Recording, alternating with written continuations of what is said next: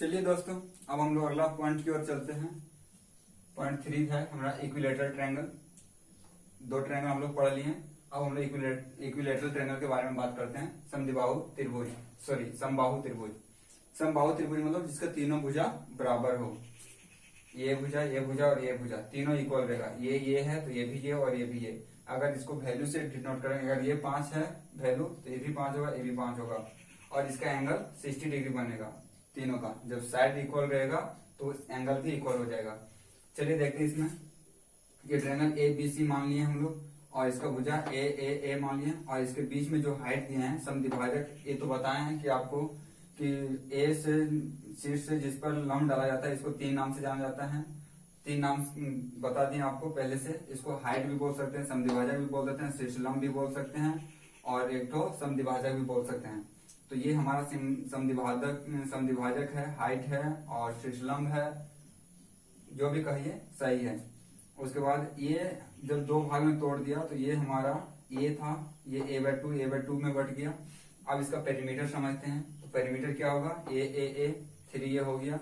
उसके बाद हाइट निकालना है, ये हाइट तो इसका हो गया √a² माइनस a²/4। देखिए h मेरा निकालना है। h का फॉर्मूला होता है, इसको पाइथागोरस थ्योरम में परपेंडिकुलर बोला जाता है, लेकिन यहाँ पे हम h माने तो इसका होगा इसका स्क्वायर माइनस इसका स्क्वायर, मतलब ये हाइट का स्क्वायर माइनस बेस का स्क्वायर। तो हाइट हमारा यहाँ पे a² है, a लिख दिया और बेस हमारा a था। जब ये परपेंडिकुलर डाला गया तो ये हाफ हो गया, तो a²/4 क्योंकि 2 का स्क्वायर 4 होता है। अब यहाँ पे h equal to √4a², LCM लिए 4 आया, 4a² माइनस 4 से 4 डिवाइड किए, a आया, a से a² हो गया। अब यहाँ पे 4a² में माइनस a² माइनस किए तो 3a²/4 आया रूट के अंदर। अब रूट के अंदर 3 तो √3 का तो वैल्यू नहीं निकल पा रहे, तो √3 रख दिया और ये स्क्वायर था, ये निकल गया, ये हमारा हाइट निकल गया √3/4a। ये हमारा समबाहु त्रिभुज का हाइट निकल गया। अब एरिया निकालिए। एरिया होगा 1/2 इंटू ये इंटू आधार गुना ऊंचाई। ऊंचाई हमारा ये था, पुट कर दिया तो एरिया निकल गया। √3 को a से गुना किया, √3 ये यहाँ और ये यहाँ, a² और 2 और 2 4, 2 2 जा 4 हो गया। ये हमारा एरिया निकल गया। ठीक है दोस्तों, अब इसका अगला कुछ पॉइंट होगा उसको हम लोग देखेंगे और बताएंगे, तब तक इसको नोट कीजिए।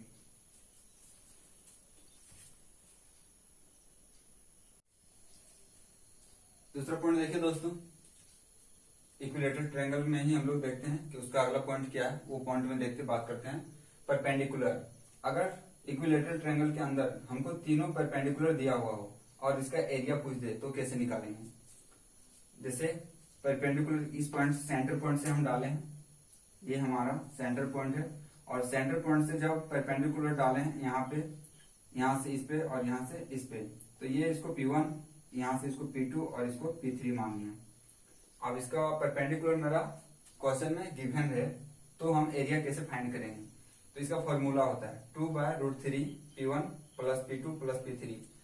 2/√3 करके हमारा जो परपेंडिकुलर का वैल्यू दिया हुआ रहेगा P1 P2 P3 का, उसको ऐड कर देंगे और इसमें मल्टीपल कर देंगे तो मेरा एरिया निकल जाएगा। और अब इसमें रही बात हाइट का। ये हाइट यहाँ से लेके यहाँ तक, इस हाइट को पूछ दे तो कैसे निकालेंगे। तो इसका हाइट सिंपल होगा, कोई भी हाइट पूछे, यहाँ से यहाँ तक, यहाँ से यहाँ तक या यहाँ से यहाँ तक, क्योंकि ये इक्विलेटरल ट्रायंगल है। इक्विलेटरल ट्रायंगल में जब साइड इक्वल है, एंगल इक्वल है, तो इसका हाइट भी इक्वल ही होगा। तो इसका हाइट हो जाएगा P1 P2 plus P3, P1 plus P2 plus P3। ये इसका ऐड कर देंगे तो मेरा हाइट निकल जाएगा। ठीक है दोस्तों, इसको नोट कीजिए। अब इसका अगला पॉइंट की ओर हम लोग आगे बढ़ते हैं।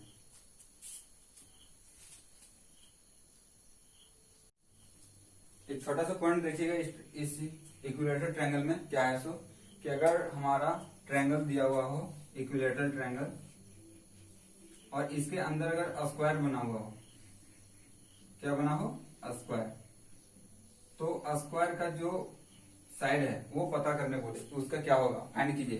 तो कैसे प्राप्त करें, ये हम बता चुके हैं आपको, स्केलर ट्रायंगल में भी बताएं, वही सेम टू सेम है, फिर रिपीट कर दे रहे हैं। ABC और यहाँ से एक हाइट है, ये मेरा H है। तो इस तरह का हमारा अगर दिया हुआ रहे और इसका साइड गिवन रहे और पूछ दे हमको कि इसका जो स्क्वायर बना हुआ है उसका साइड पता कीजिए, तो स्क्वायर का साइड का फॉर्मूला होता है b into h plus b plus h, base into height बटे बेस प्लस हाइट। यहाँ पे बेस हमारा क्या है ए, तो इसका हो जाएगा ए इंटू हाइट, ये वाला हाइट प्लस ए प्लस एच, ये वैल्यू और एक बार एच को जोड़ देंगे और ए वैल्यू है इसको मल्टीपल कर देंगे और इसका फाइंड करेंगे, कैलकुलेशन करेंगे, तो जो आंसर आएगा वो हमारा हो जाएगा स्क्वायर का साइड। ठीक है दोस्तों, बस इसमें इतना ही है और इस पॉइंट में इतना ही है। अगला पॉइंट हम लोग जो होगा उसको देखेंगे अगले पीछे में, अगला चैप्टर में, मतलब आगे की ओर बढ़ेंगे। इसको नोट कर लीजिए।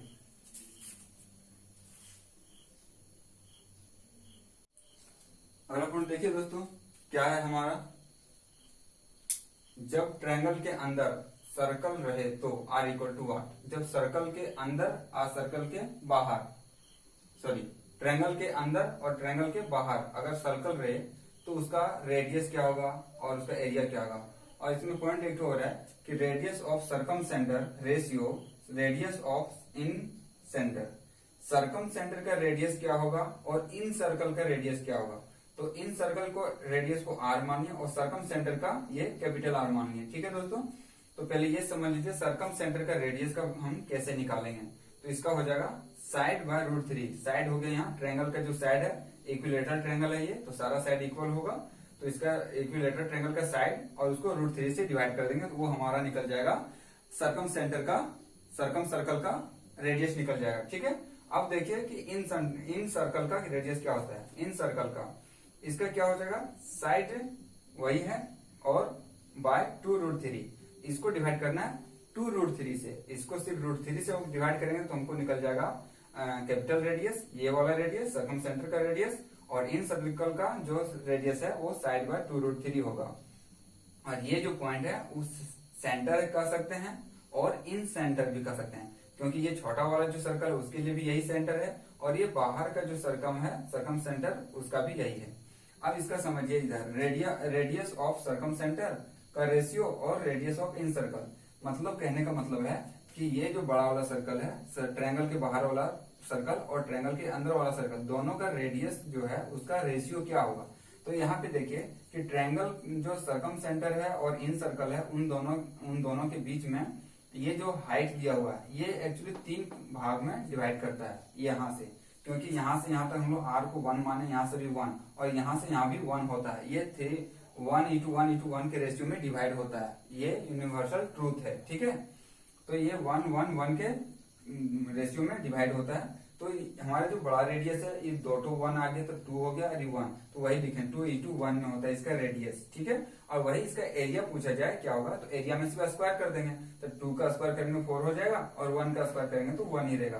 तो इसका ये क्वेश्चन में पूछा जाता है कि अगर रेडियस इतना है तो उसका एरिया का रेशियो क्या होगा। तो एरिया का रेशियो हो जाएगा 4:1, area of circum centre ratio area of in centre का, एरिया ऑफ इन सर्कल का 4:1 में हो जाएगा। ठीक है दोस्तों, नोट कीजिए इसको और हम आगे पॉइंट की ओर तरफ देखते हैं।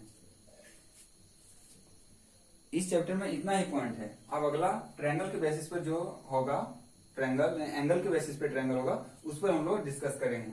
और जो हम लोग का साइड के अकॉर्डिंग टू साइड था, साइड के अनुसार 3 ट्रायंगल जो पढ़े थे हम लोग उसके अनुसार यहीं तक है उसका। अब हम लोग एंगल के बेसिस ऑफ एंगल जो है कौन के आधार पे उसका टाइप जो है उसके बारे में पढ़ेंगे और उसके बारे में डिस्कस करेंगे, उसका पॉइंट के बारे में जानेंगे। ठीक है दोस्तों, ये वीडियो शायद यहीं तक खत्म कर देते हैं और अगला पॉइंट चालू करेंगे ट्रायंगल का, वो अगले वीडियो में करेंगे। ठीक है दोस्तों,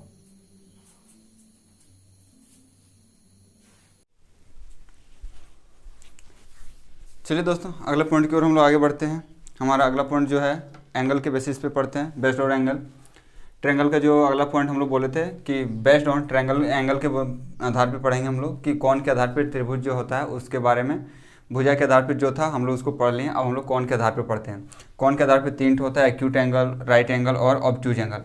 तो एक्यूट एंगल का जो होता है वो हमारा स्केलेन ट्रायंगल में ही बता दिए थे, समबाहु त्रिभुज, ये समबाहु त्रिभुज से रिलेटेड है।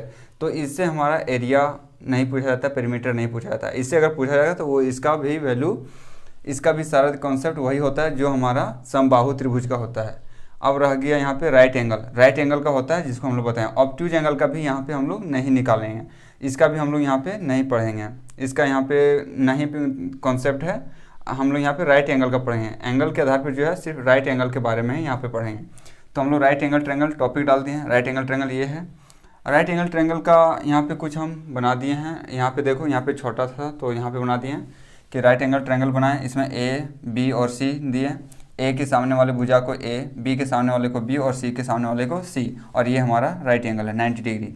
और इसके बीचों बीच एक तो हम परपेंडिकुलर डाल दिए जो सी और डी के बीच में, सी इसका नाम डी दे दिए जो ए बी पर डाला गया है।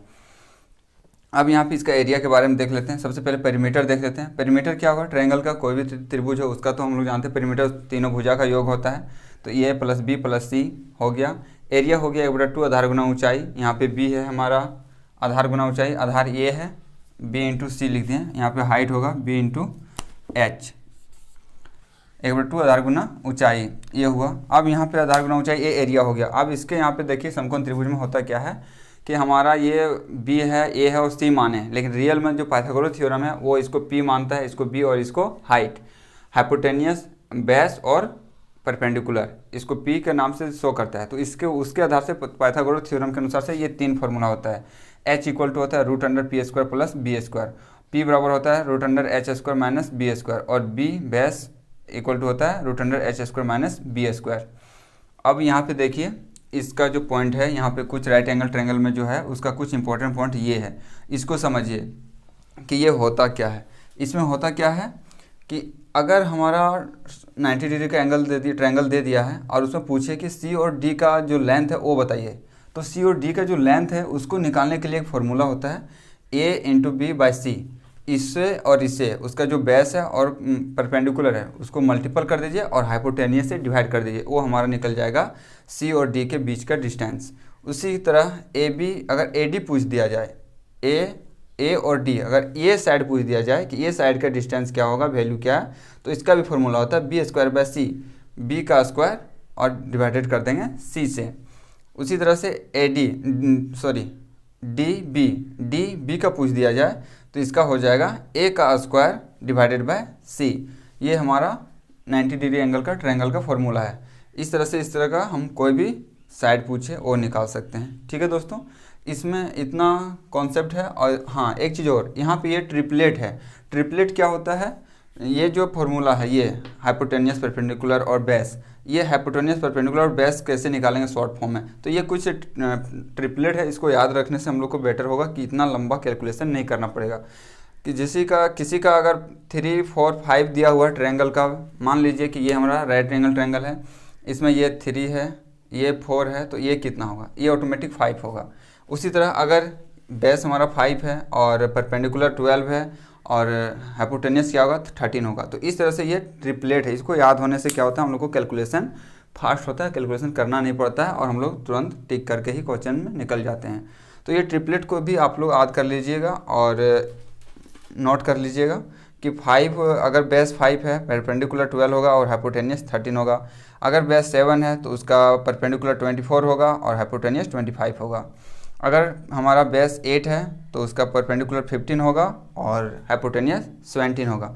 अगर हमारा बेस 9 है तो उसका परपेंडिकुलर 14 होगा और हाइपोटेनियस 41 होगा। ठीक है दोस्तों, ये हमारा हो गया ट्रायंगल का आधार पे ट्रायंगल हमारा ये हो गया। अब इसका अगला पॉइंट कुछ है ट्रायंगल के, राइट एंगल ट्रायंगल के इन सर्कल और आउट सर्कल, सर्कम सेंटर और इन सर्कल, तो उसके बारे में हम लोग आगे चर्चा करेंगे। इसको नोट कीजिए।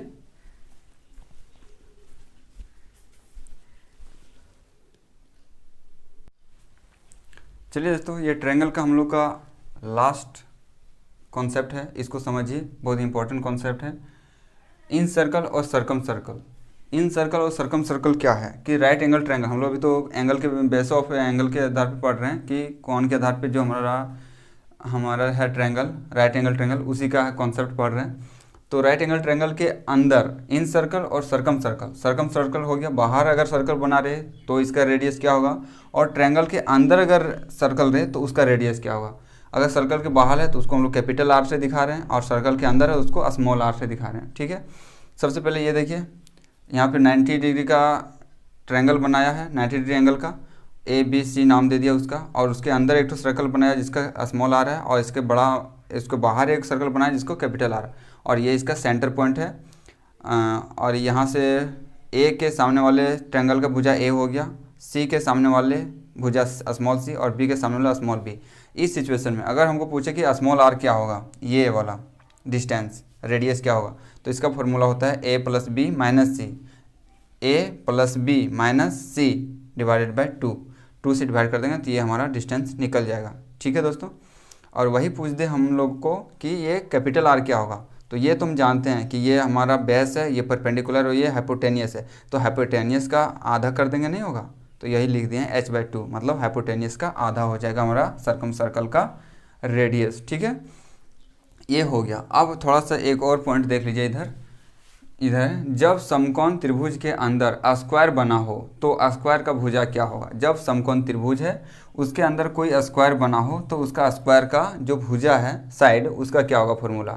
तो ये देखिए यहाँ पे एक स्क्वायर हम बनाए हैं, इसका सारा वैल्यू x x x मान लिए, तो x इक्वल टू क्या होगा, तो x का फॉर्मूला होता है b into h by b plus h, जो पहले भी आप लोग को हम बता चुके हैं और ट्रायंगल में कि x स्क्वायर बना रहे तो उसका होता है b इंटू एच, मतलब बेस जिस पर वो बना हुआ है, b into h by b plus H.